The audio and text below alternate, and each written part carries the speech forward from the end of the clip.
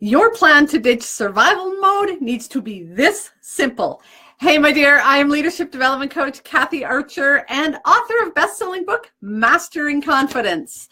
I know that most women leaders hit some point in their career where they feel in over their heads, wondering if they have what it takes to lead, and feel like maybe they should just stop doing this. In my courses, in my programs, in my book, I give you both the inner and outer tools to restore that lost confidence so that you, my dear, can move from surviving to thriving in both your leadership and life.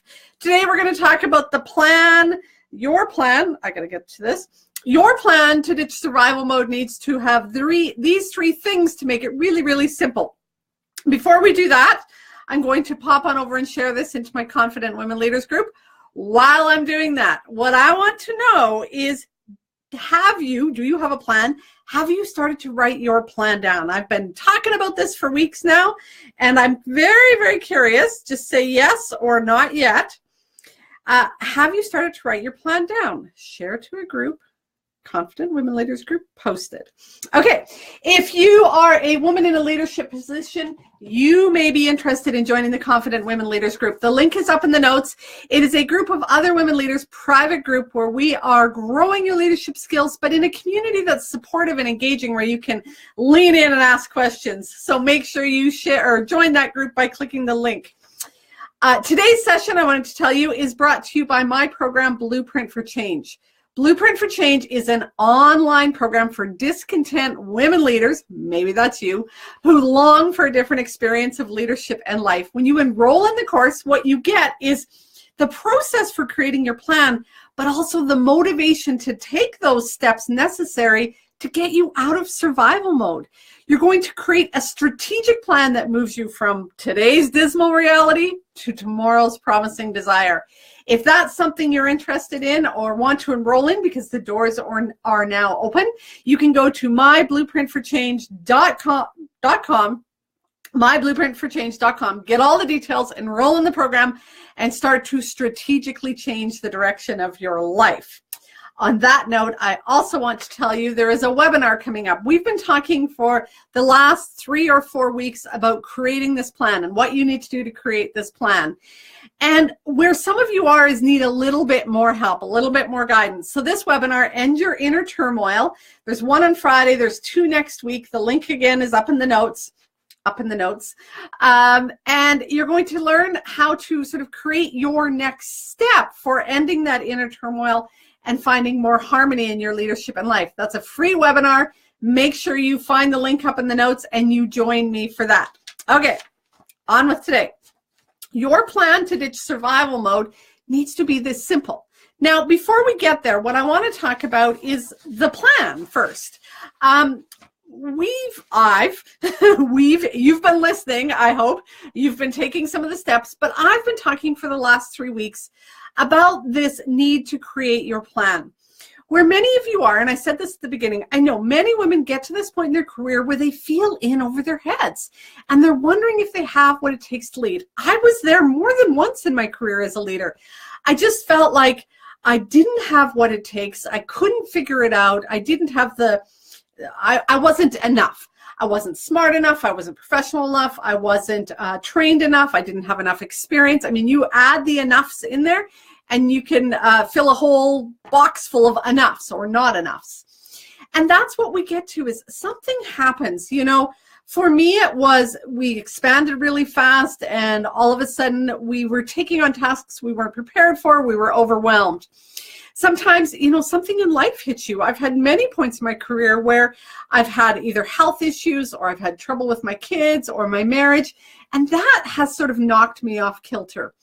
There was another time in my career where the staff brought the union in. I had a grievance filed against me. I mean, there are crap loads of things that happen. I know many of my clients have been bullied or in situations where they feel they're really working with a difficult person. And all of a sudden, you just feel that you can't handle it anymore. That's what happens for many of us. And we fall back into that survival mode place where we're just praying to get through our days. Get me through this next meeting. Get me through this next conversation. Get me through this next week. Just keep me afloat. That's not a fun place to live. And if you want to get out of there, if you want to make some of those changes you need to do, you need to take responsibility, stop being victim. That whining, moaning, complaining, waiting for things to change, waiting for somebody else to change, waiting for somebody else to quit, leave, or leave you alone is not going to make the difference you desire. You, my dear, have to step up to the plate and create your plan and take action. So that's the first part of the lesson, is you need a plan. Nothing will change until you change. Stop waiting, stop hoping, stop praying, stop just thinking that things are going to be somehow magically different. They're not. Nothing will change until you create a plan, start working the action steps, and getting to that next point. Then what we talked about is there are 3 things that your plan needs to include. Where am I now? Where do I want to be? And what do I need to do to get there? But it's not that simple. If you are in overwhelm, your starting place of overwhelm is very different than the ladies down the hall. You may be overwhelmed because you literally have, just like I said, when I expanded my program, all of a sudden I had way too many jobs to do and not enough time to do them. And literally, other times, perhaps, I know sometimes in organization, what happens is somebody goes on mat leave or somebody goes on stress leave, and their workload just gets disseminated against 2 or 3 other people. Well, all of a sudden, you're doing the work of 1.5 persons. That's a different issue. Maybe your overwhelm happened, like I say, maybe you've got something going on. Maybe your husband was just diagnosed with cancer, and now suddenly you're trying to juggle all of that emotional baggage, as well as the appointments and the care of him and all of the other duties you had before. Your place of overwhelm is very different than somebody else's, and your ending point is going to be very different. Maybe what you're looking for is a resolution with your boss about, I can't do 1.5 jobs anymore. Maybe you're looking to cut your hours back so that you can take care of your husband more. It's very, very different. And if you're trying to create a cookie cutter plan, it's not going to work. Your plan needs to be unique to you and to your challenges. So you really do have to figure out, where am I now? Where do I want to be? And then the steps to get there. And that's the point that many people miss. They're like, I just want to end the overwhelm. I want to be over here where I feel calm and peaceful. Great. That's a dream. That's it. That's not a plan. That's not action steps. That's not going to change your life. You have to then break that apart and start to go, what does that look like? So that's what we talked about last week, is you need to create those action steps. You need to look at the habits you need to add or subtract, and you need to look at your mindset.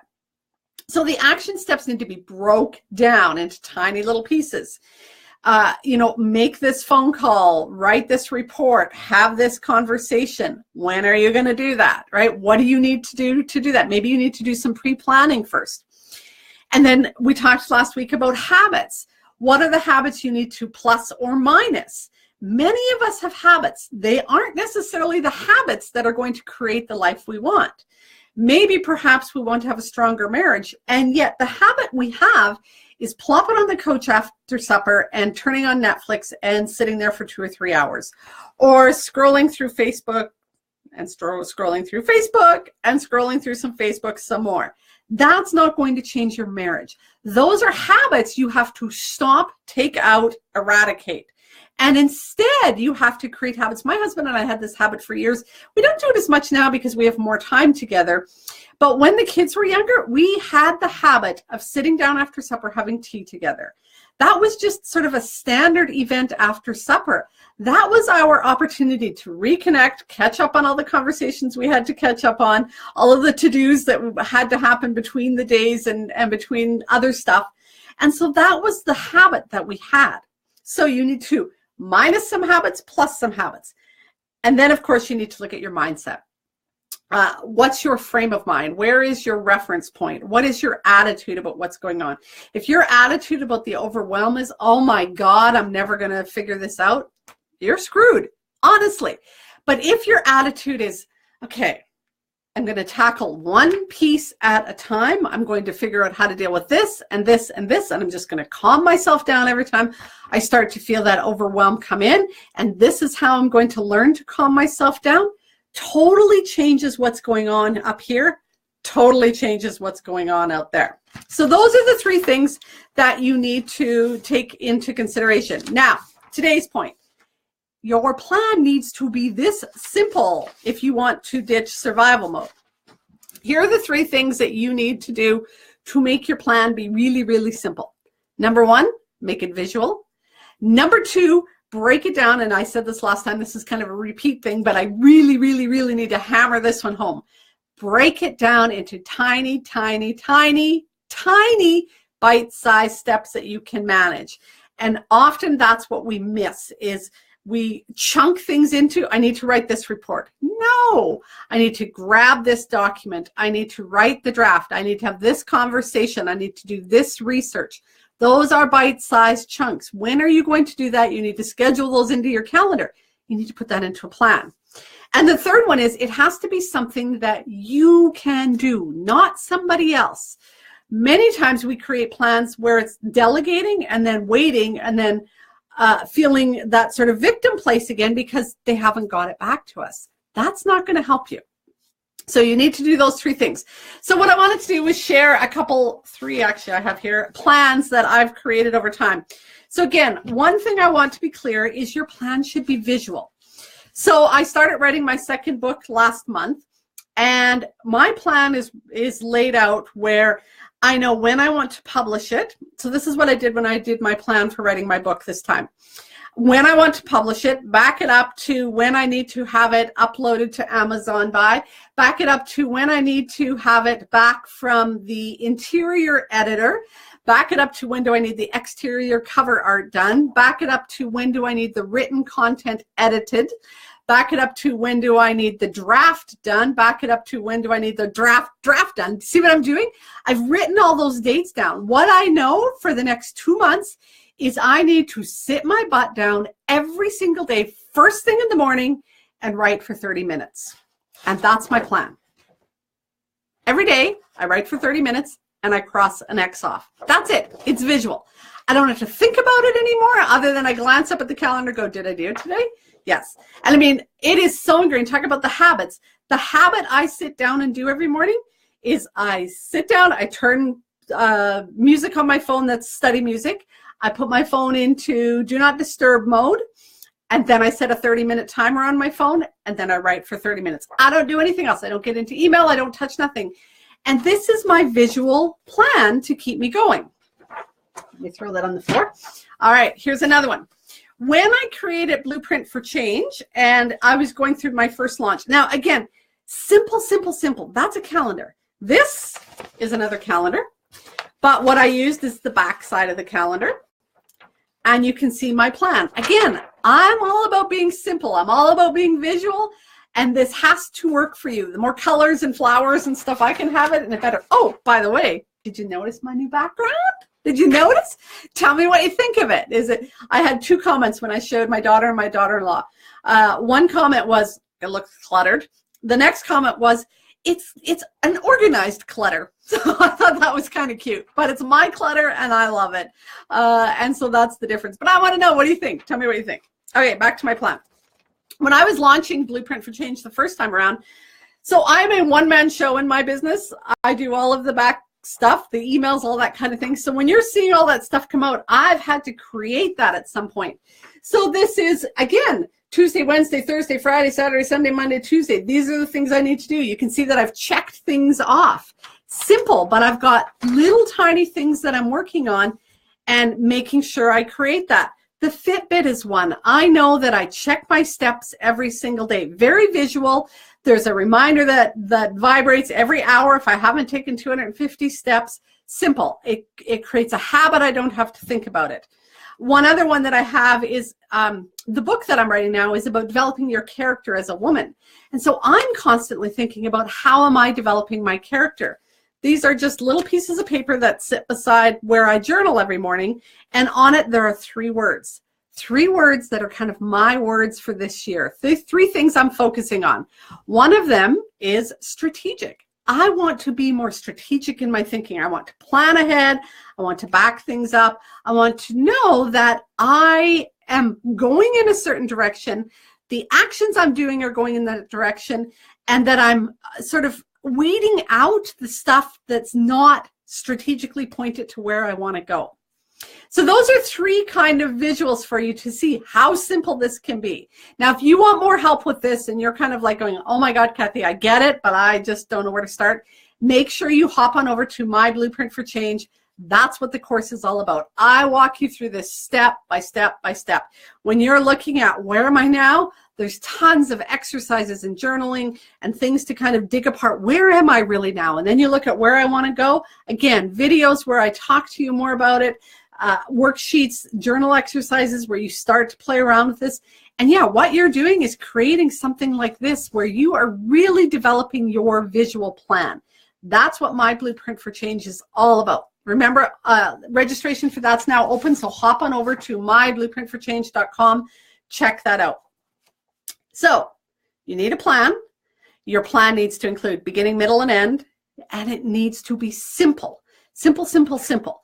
And when it's that simple, you're creating those action steps. Now, what I want you to be careful of is some mistakes. And so if you're a little bit, thinking, I'm going to try this on my own, I think I got this, Kathy, and you want to start creating your plan, just pop over and grab this guide sheet called The 5 Missteps That Women Often Make When They're Trying to Create Their Plan to Get Out of Survival Mode. And then what it also includes is the 5 corrections so that you don't sort of get stuck on it. Okay, I know what I'm not supposed to do. Now what, right? So again, the link is up in the notes so you can grab that, the 5 missteps that women often make when trying to plan their way out of survival mode. I've got you covered. But here's the thing. You need to do the work. You need to take the steps. Sitting here watching these week after week is not changing your life. And that inner turmoil that you feel on a daily basis where you're like, things still didn't go the way I planned, and this is still driving me crazy, and I really wish this would happen. And that's inner turmoil is you not aligned with the life you're meant to live. And in order to find that alignment, find that congruence, find that sort of matching point where your leadership in your life feel more manageable, more enjoyable, you need to end that inner turmoil. And you do that when you start to create this plan. And that's what the webinar is all about on Friday. What we're doing is we're looking at your next step. Because where many of you are is you're stuck. An object at rest stays at rest. An object in motion stays in motion. If you are stuck, you're going to stay stuck. You need to start wiggling. You need to start moving. You need to start taking little teeny tiny steps to get that ball rolling. Join me on that webinar and I'll get you to that next step. And that's going to help you get this ball rolling because that's really what you need to do. You're going to stay stuck here until you take responsibility, you take that step, and you start working that action plan. That's really what's going to make the difference in your life. So make sure if you're ready to sign up and get going on creating your plan, go to myblueprintforchange.com. If you want to try this on your own and you're a little bit leery about making steps, make sure you click the link in the notes and grab the 5 missteps that women often make so you make the changes. If you want to take that first step, you need to get the ball rolling, make sure you join the webinar. So that's the kind of things that you need to really, really take into consideration if you want to get out of survival mode. Remember, survival mode is that place where you are praying you're just going to make it through, where you feel the energy draining out of you on a constant basis, where you're irritated, bitchy, annoyed, frustrated, just not enjoying things very much. And you can move from that into a place of sort of tolerable or putting up with life. It's okay. I get through. I mean, it's not the greatest job in the world, but it's got really good pay and great benefits and, it's a job. Or you can shift to that place of thriving where you're like, man, I know I'm making a difference. And I really feel engaged in my work. And I had this conversation with one of my staff today, and I really feel like she got it. And I'm just watching her blossom and grow. And it's so incredibly powerful. That's thriving. And I know that's where you want to be. You've got to do the work to get there. I can give you all of this and I can guide you and help you, but I can't pull you through it. I can't drag you along. You have to help out. You have to start taking steps. You have to do some of the work. And so remember, if you want to do that, click some of the links in the notes. They're all here for you because I really, really, really want to help you move from surviving to thriving in both your leadership and life. Go out there today and make the rest of your day awesome.